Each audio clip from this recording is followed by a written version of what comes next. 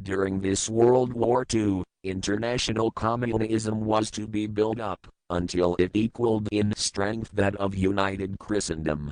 When it reached that point, it was to be contained and kept in check until required for the final social cataclysm. As we know now, Roosevelt, Churchill, and Stalin put that exact policy into effect, and Truman, Eisenhower, Kennedy, Johnson, and George Bush continued that same exact policy. World War III is to be fomented, using the so-called controversies, by the agents of the Illuminati operating under whatever new name that are now being stored up between the political Zionists and the leaders of the Muslim world.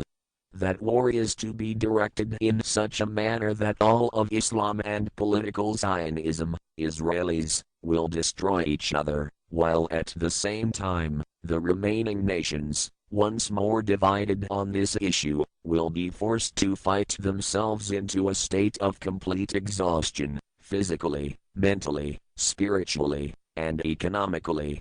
Now can any thinking person doubt that the intrigue now going on in the Near Middle and Far East is designed to accomplish that satanic objective?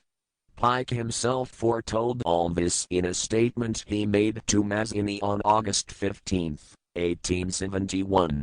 Pike stated that after World War III is ended, those who will aspire to undisputed world domination will provoke the greatest social cataclysm the world has ever known. Quoting his own words taken from the letter he wrote to Mazzini, and which letter is now catalogued in the British Museum in London, England, he said, "We shall unleash the nihilists and the atheists, and we shall provoke a great social cataclysm which in all its horror will show clearly to all nations the effect of absolute atheism, the origins of savagery and of most bloody turmoil. Then everywhere, the people will be forced to defend themselves against the world minority of the world revolutionaries, and will exterminate those destroyers of civilization and the multitudes disillusioned with Christianity, whose spirits will be from that moment without direction and leadership, and anxious for an ideal, but without knowledge where to send its adoration, will receive the true light through the universal manifestation of the pure doctrine of Lucifer brought finally out into public view. A manifestation which will result from a general reactionary movement which will follow the destruction of Christianity and atheism, both conquered and exterminated at the same time." When Mazzini died in 1872, Pike made another revolutionary leader named Adrian Lemmy his successor. Lemmy, in turn, was succeeded by Lenin and Trotsky, then by Stalin. The revolutionary activities of all those men were financed by British, French, German, and American international bankers, all of them dominated by the House of Rothschild. We are supposed to believe that the international bankers of today, like the money changers of Christ's day, are only the tools or agents of the great conspiracy, but actually they are the masterminds behind all the mass communications media, leading us into believing that communism is a movement of the so-called workers. The actual fact is that both British and American intelligence officers have authentic documentary evidence that international liberals, operating through their international banking houses, particularly the House of Rothschild, have financed both sides of every war and revolution since 1776.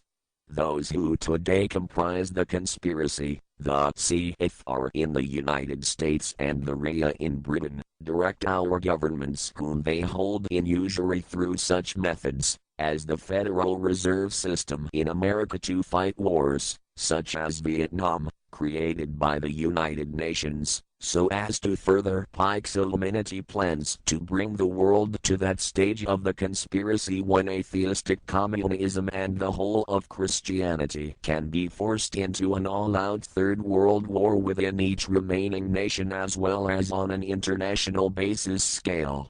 The headquarters of the Great Conspiracy in the late 1700s was in Frankfurt, Germany, where the House of Rothschild had been established by Mayer Emskell, who adopted the Rothschild name and linked together other international financiers who had literally sold their souls to the devil. After the Bavarian government's exposure in 1786, the conspirators moved their headquarters to Switzerland, then to London. Since World War II, after Jacob Schiff, the Rothschilds' boy in America, died, the headquarters of the American branch has been in the Harold Pratt Building in New York City, and the Rockefellers, originally protégés of Schiff, have taken over the manipulation of finances in America for the Illuminati. In the final phases of the conspiracy, the one world government will consist of the king dictator, the head of the United Nations, the CFR, and a few billionaires, economists, and scientists who have proved their devotion to the great conspiracy. All others are to be integrated into a vast conglomeration of mongrelized humanity, actually slaves.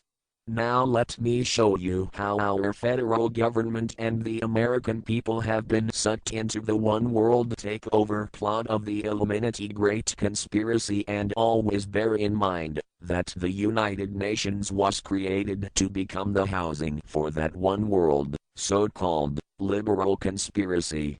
The real foundations of the plot of the takeover of the United States were laid during the period of our Civil War.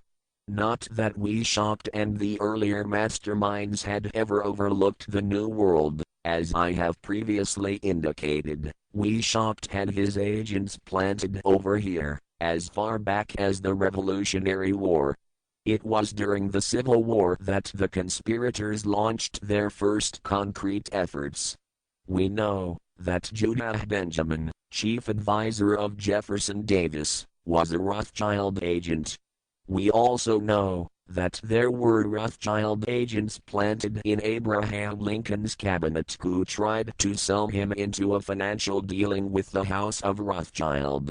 But old Abe saw through the scheme and bluntly rejected it, thereby incurring the undying enmity of the Rothschilds, exactly as the Russian Tsar did when he torpedoed their first League of Nations at the Congress in Vienna.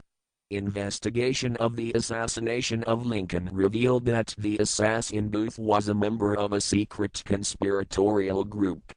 Because there were a number of highly important government officials involved, the name of the group was never revealed and it became a mystery, exactly as the assassination of John F. Kennedy is still a mystery. But I am sure it will not remain a mystery for long. Anyway, the ending of the Civil War destroyed temporarily all chances of the House of Rothschild to get a clutch on our money system, such as they had acquired in Britain and other nations in Europe.